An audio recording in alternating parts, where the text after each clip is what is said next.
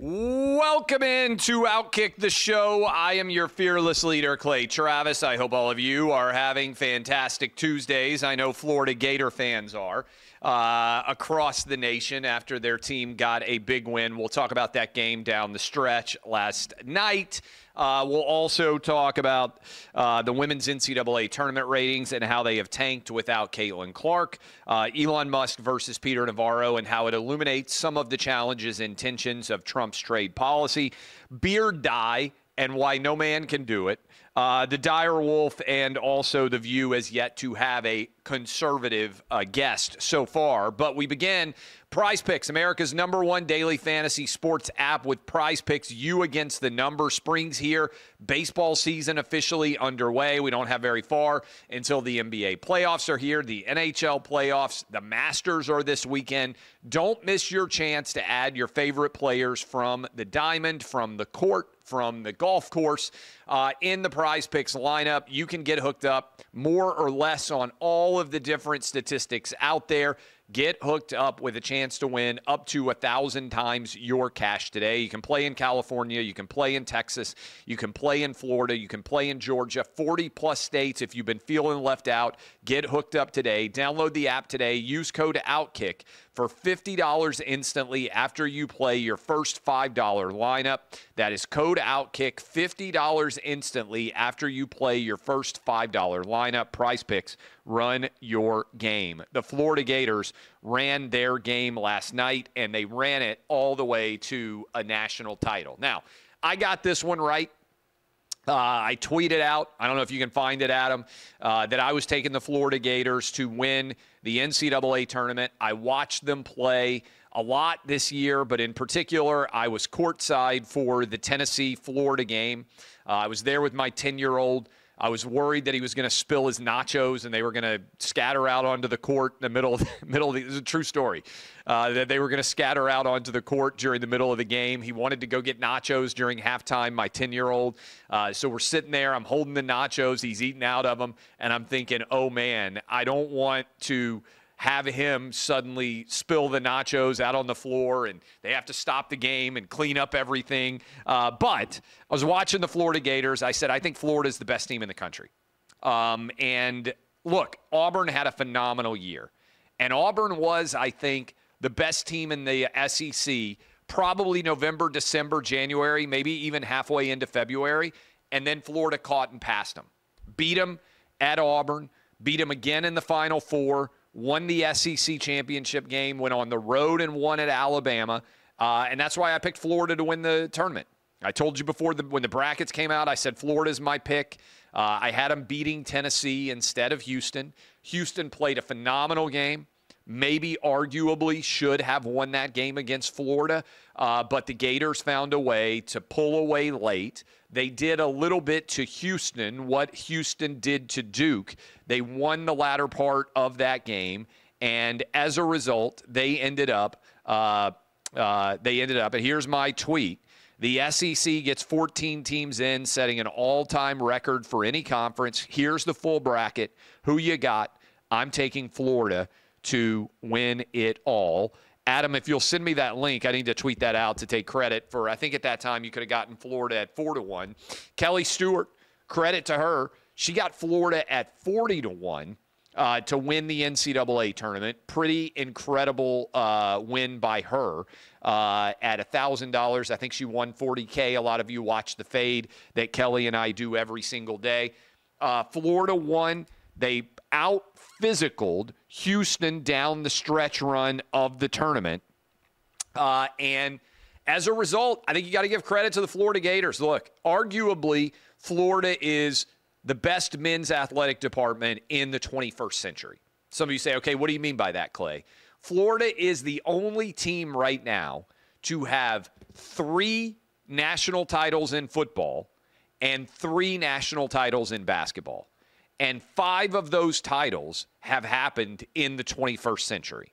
That is, they have won 2 football titles, and they have won 3 titles in basketball.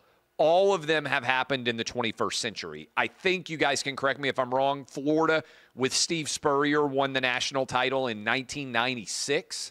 I think I'm right. If I remember, 96 was Florida. 97 was the split between Nebraska and Michigan. 98 was Tennessee. And I believe back in 95 was Nebraska. That was the Tommy Frazier year when they absolutely dominated.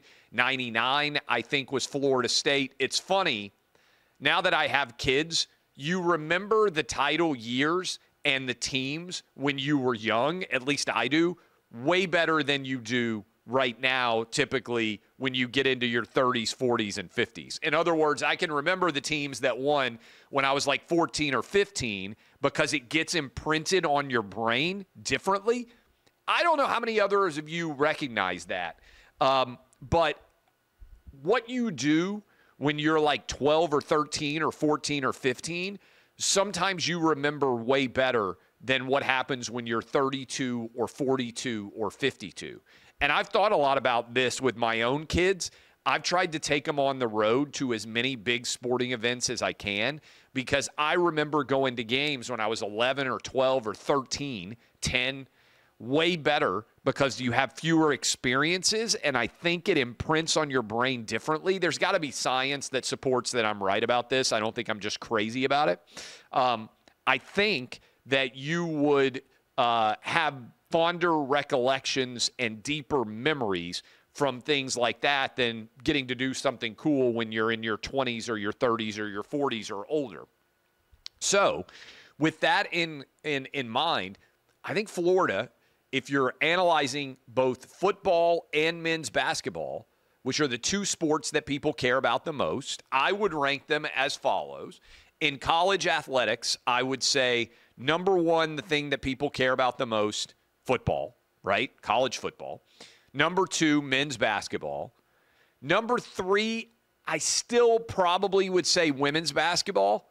And then number four, I would say college baseball. Can be different, but I would say those in order are like your Mount Rushmore of college sports. Now, do people care about women's softball? Yes.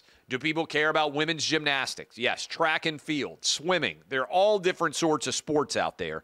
But I would feel pretty confident that football, men's basketball, women's basketball, and baseball would be the big four. And for the top two, that is college football and men's basketball, in the 21st century, I think you would have to say the Florida Gators are the best, most dominant team at the two sports that people care about the most in college football, college basketball in terms of winning championships.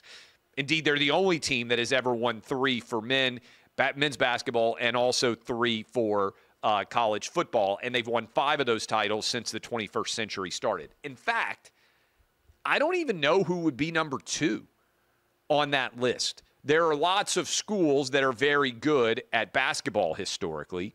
Duke, Indiana, Kentucky, Syracuse even. But for the most part, those schools are not very good. North Carolina, not very good at football and have never won titles there. There are schools that are phenomenal at football, like Alabama, Florida State historically. But typically, I know Alabama started to raise itself up lately. They haven't won a national championship in football and basketball. This is a good question for you, Adam. How many schools in the 21st century have won a national title in football and in men's basketball? So that's 5 that Florida has won in the 21st century, 3 basketball, 2 for college football. I'm trying to think just off the top of my head how many have won both in the 21st century. Has anybody else won both? Am I crazy?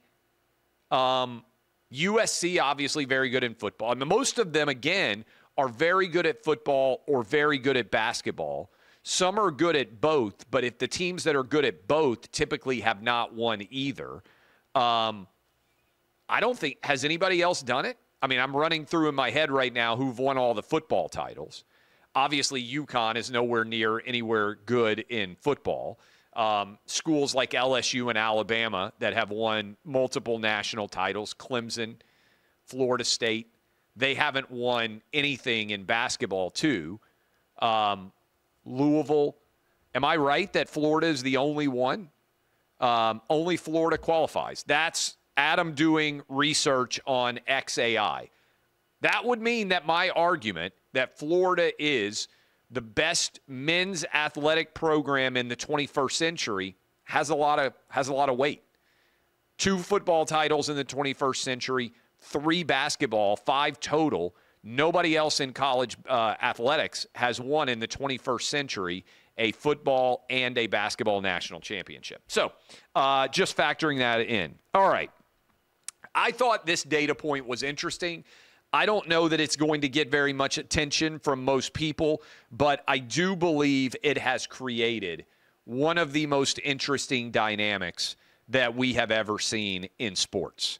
And I'm talking about Caitlin Clark and the impact that she has had going forward. The ratings are out for the South Carolina and UConn national title game, and we can now compare it to South Carolina versus Iowa, which is essentially the Caitlin Clark effect. Listen to this. Last year, Caitlin Clark, Iowa against South Carolina, the game had 18.9 million viewers. It's the most watched women's title game and basically since like 1990 or 92 or something, I think.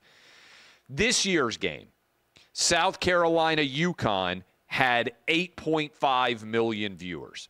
That means 10.4 million viewers, in my opinion, basically tuned in to watch Caitlin Clark. The ratings declined by about, 56% or something like that from last year to this year. Only major difference, UConn's a big brand. The only major difference, Caitlin Clark's not playing. We've never seen anything like this. I got a couple of takes on this. I'm not sure any team sport athlete, if you combine what Caitlin Clark meant for the NCAA women's tournament and also what she meant for the WNBA, I'm not sure we've ever seen a women's athlete or a men's athlete in a team sport dominate ratings like this. Now, I said team sport. Tiger Woods, Mike Tyson back in the day, Ronda Rousey in the UFC for a while, Conor McGregor. There are certain individual sport athletes that overall brought massive amounts of attention. Back in the day, Tiger Woods in contention versus Tiger Woods not in contention, ratings were night and day. Massive difference depending on whether he was in contention or not. But in terms of team sports, I'm not sure we've ever seen anything like Caitlin Clark. Michael Jordan even, at his apex with the Bulls, the drop-off is not as intense for Jordan as it was for Caitlin Clark. So that's point one. She is a unicorn right now. I'm not sure how long it lasts. And the best analogy I actually think for her is Ronda Rousey. Because if you remember when Ronda Rousey in UFC, she made women's fighting in UFC matter. And then she lost to Holly Holm, I think, out of nowhere. And basically women's fighting in the UFC has never been anywhere near as interesting as it was when Ronda Rousey was there. I can't even tell you who the best women's fighter is in the UFC right now. It's a scintilla of the overall amount of attention that Ronda Rousey got. I think that's probably the best analogy. But again, that's an individual sport, not a team sport. Second part of this. People have tried to say, this is a huge subtext, subplot of the WNBA, oh, well, Caitlin Clark is only popular because she's white. That has been a big attack angle. Then explain why Paige Buckers, Buchers, how do you pronounce Paige last name? I have not watched a lot of her career. But she's an attractive 6-foot women's basketball player, white girl, and nowhere near, Beckers is how you pronounce her name, nowhere near the draw that Caitlin Clark has been, even though she's played multiple years for Gino Auriemma and UConn which is probably the best brand in all of women's basketball still, even though South Carolina's had a lot of success lately, even though LSU's had a lot of success, even though Tennessee's had a lot of success historically. Probably right now, UConn's women are the number one brand in women's athletics. Paige Buckers, however you pronounce her last name, she is been playing for years, very talented, 6 foot, white, blonde, attractive, nowhere near the same interest as Caitlin Clark. I don't understand how you could argue race is driving this anymore. I made the analogy, and I think it's true. Caitlin Clark is popular like Steph Curry was popular because she is the closest thing to Steph Curry that women's basketball has seen. She handles the ball. She shoots from all different sorts of angles. She distributes the basketball in a fantastic, exciting way as a point guard. Oftentimes in women's basketball, frankly, her passes are too good, and the women don't catch it and finish like they should. I don't think it's a race. I think this is a difficult thing to get past. 10.4 million people watch Caitlin Clark. Those same people don't show up to watch Paige play for UConn. I think it is very hard to argue that race is the reason why Caitlin Clark is popular. Otherwise, Paige Buckers would be just as popular as Caitlin Clark is. Instead, she's nowhere near as popular. And remember, Angel Reese tried to say, well, people are watching because of me. No, it's all Caitlin Clark, to a degree that we have never seen in the history of women's team sports or men's team sports. Now, maybe it won't last. Maybe the Caitlin Clark mania is going to fade. But right now, she produces ratings on a level that no one else ever has before that I can remember in team sports at all. Speaking of ratings, good numbers. Men's Final Four, you had 2 really good games. Auburn against Florida, great game. Houston against Duke, fantastic game. 15.5 million viewers watched the Final Four this year. That was the most since 2017. So we got basically an 8-year high on the double men's Final Four on the Saturday. We'll see what happens with the Monday night game that Florida won. But I would expect that a lot of people were watching because it was a close game, came down to the final possession. And let me just say, I didn't discuss Walter Clayton Jr., what a phenomenal play he made to recover and run out and challenge that three and basically force a walk by Houston. I've never seen a game end like that before, where the Houston player left his feet planning to release a shot for three that would have potentially won the game. Seemed like Houston was trying to go for three. Not a great possession. They never really made a move towards the basket. Walter Clayton Jr. comes roaring out from the baseline, if you go watch the replay, and challenges that shot. The Houston player, tell me his name again, Adam, if you would, rises up to try and take the three. Walter Clayton Jr. is flying at him to such an extent that he has to basically double clutch, releases the ball but can't shoot it, and then can't grab it, and the clock essentially runs out right then and there. And it was a phenomenal play by Walter Clayton Jr. to steal basically the opportunity for the final shot from the from Houston, because it felt to me like they were definitely going for the win. That was Emmanuel Sharp. That is right. That is the player who has done really well at knocking down massive shots, rose up, went for the shot, and was challenged. Phenomenal play by Walter Clayton Jr. Couple of other stories that are out there. Elon Musk going at it with Peter Navarro over Trump's trade policy. And look, I understand that a lot of you are not looking to me to be an economist here, but I do think that this is interesting. Elon called Peter Navarro Peter Retardo, and also said that he was dumber than a bag of bricks, something along those lines, and a moron. Caroline Levitt, when asked about this, said, boys will be boys. This is what it's like to have a large variety of opinions. But to me, what's interesting about these two perspectives is essentially there are two arguments which don't necessarily correspond for Donald Trump when it comes to trade policy. Argument one is what I would call the Elon argument, and that is, let's eliminate all tariffs all over the world. And Trump has said that he is in favor of this. And so it would mean instead of there being a tariff, for instance, to protect Canadian dairy, milk in Canada, that would go away and everybody would compete evenly. You could buy American milk in Canada, right? It would mean that there are no trade costs. So it would be like the whole world is basically like the United States. Interstate commerce, there is by and large no cost if you are producing something in California and you're shipping it, let's say, to Georgia. Now, I understand there's different costs, there's different tax rates, all those different things, but you don't have to pay to cross state lines in the United States. It's not like Idaho can put a tariff on a product that's coming from Texas or vice versa. That would effectively mean zero tariffs around the world. That is the ultimate free trade policy.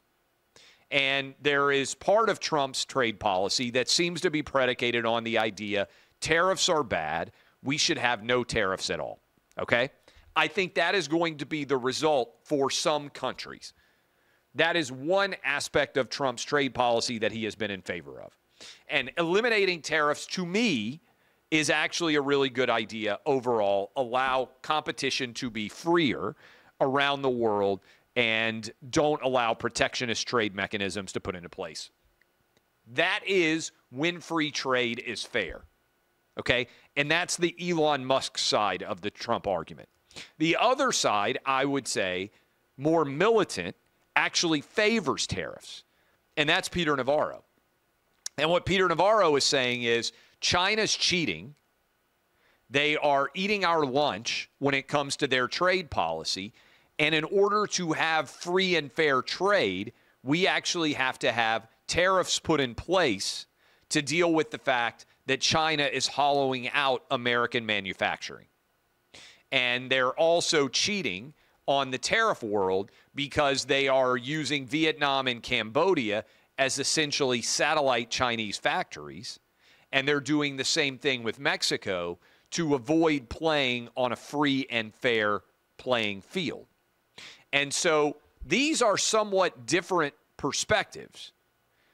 On the one hand, Trump says, hey, I want no tariffs at all. I want free and fair trade.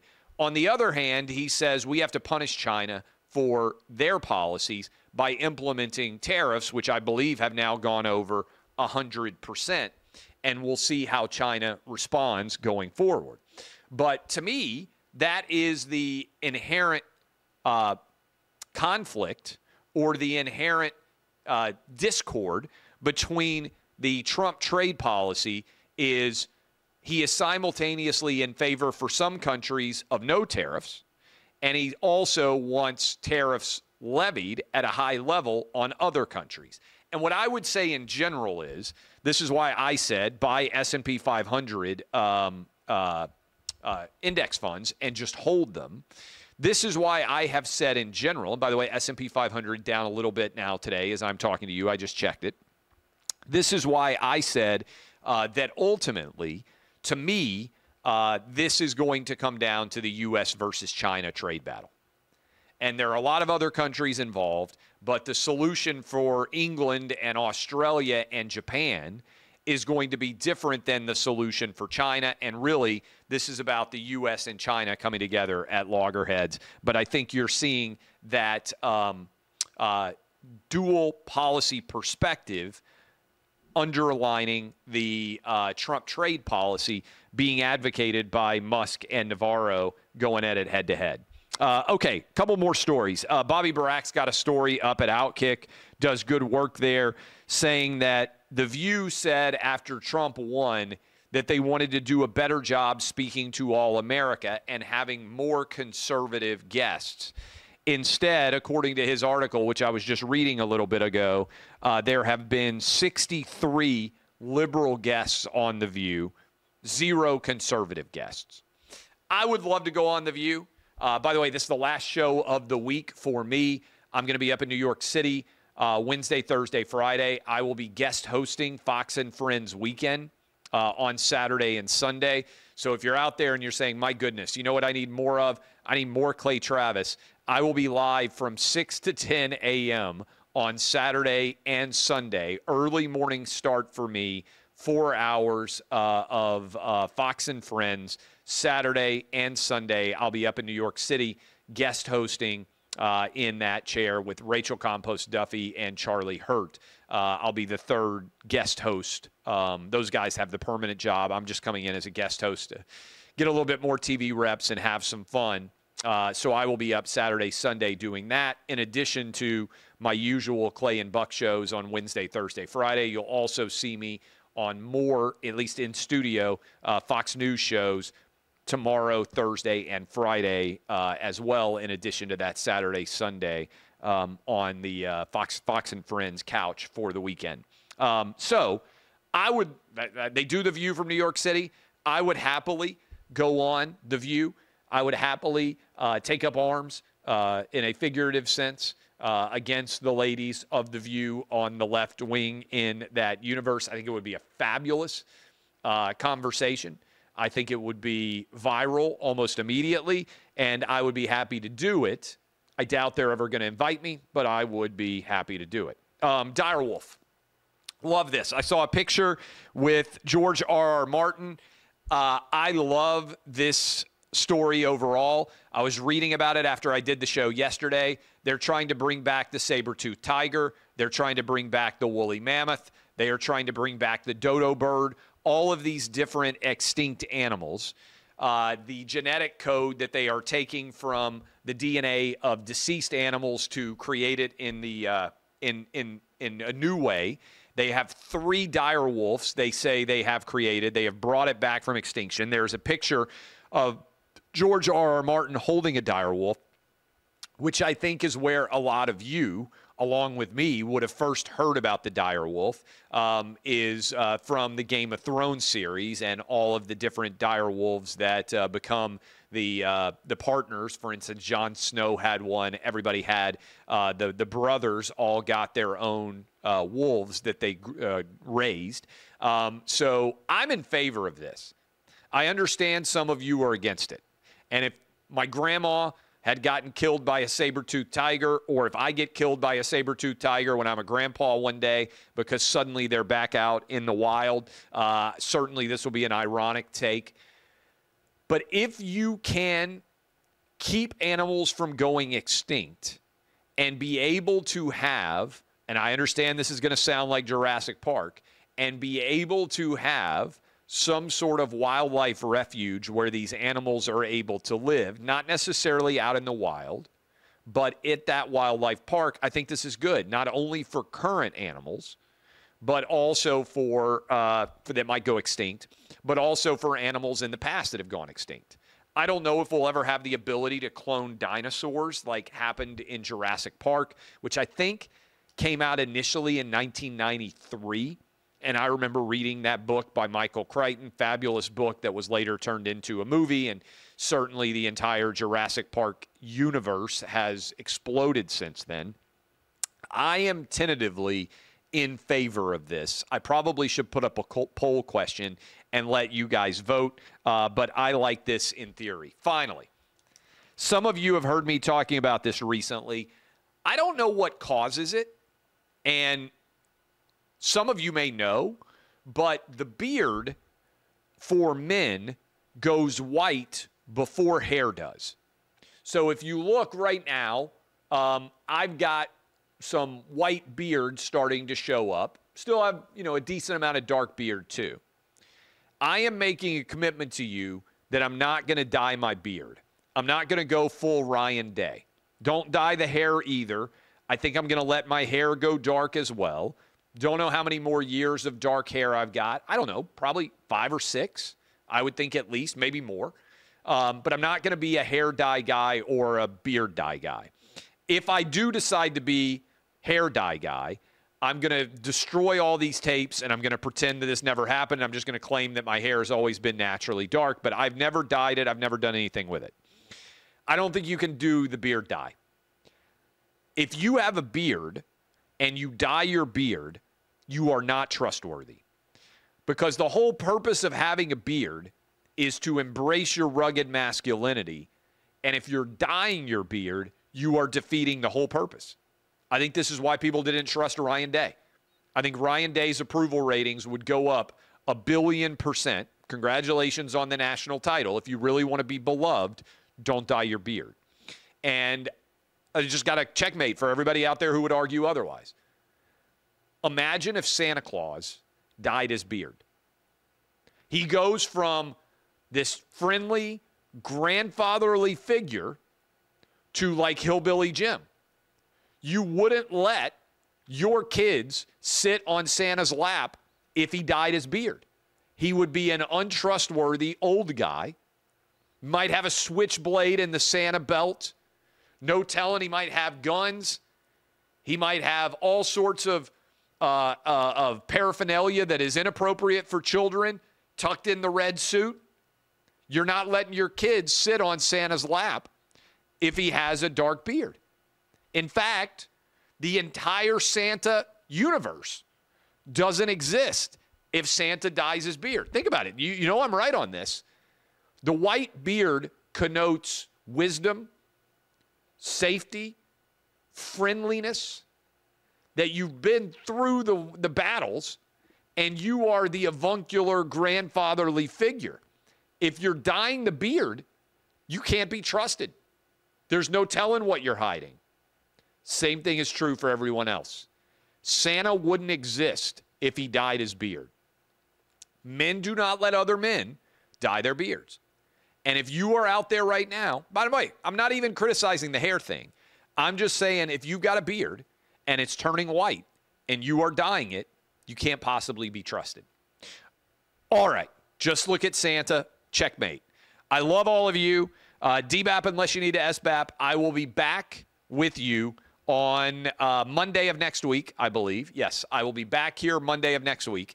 If you just are desperately in need of seeing more of me, I'll be on 4 hours a day on Saturday, Fox News, 4 hours a day on Sunday of Fox News, and I'll be on a bunch of Fox News shows in studio Wednesday, Thursday, Friday, the next few days. I'm going to be up in New York for a few days. Then I'll be back here on Monday with more OutKick the shows.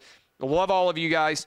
DBAP unless you need to SBAP. Hope you tailed along. We had a lot of success gambling-wise. Congrats to Kelly Stewart for winning $40,000 on the Gators when she got them at 40-1.